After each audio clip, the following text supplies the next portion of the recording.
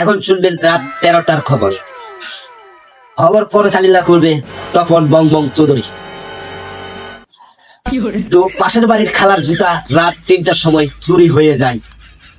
এক বৃদ্ধ লোক সেই জুতাটি আবার রাস্তার মধ্যে টোকায় আপায়। তার নামে 303 ধারা মোতাবেক মামলা পড়ে যায়। সেই মুরব্বী বলে, চোকাইনা জিনিসও লোক সামলাতে পারলাম না, তাই আমি চোকাইয়া নিয়ে আসছি আমার এই বাসায়। চুদলিং ফর্ম হিসাবে সেই কথাটি ব্যবহার হলো অনলাইনে উড়াধুরায়। সেই চুদলিং ফর্ম বলে আমি কি এমন দোষ করেছি আমাকে সবাই ইউজ করতে চায়।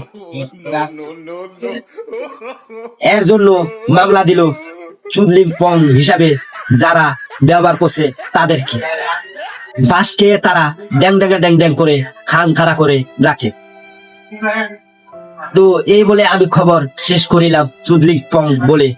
আমিও চলে যাচ্ছি হে গভীর রাতে। এখন সবাই মিলে আমার দিকে না তাকাইয়া টিপ মাইরা ঘুমিয়ে পড়েন বিছনারি তলে।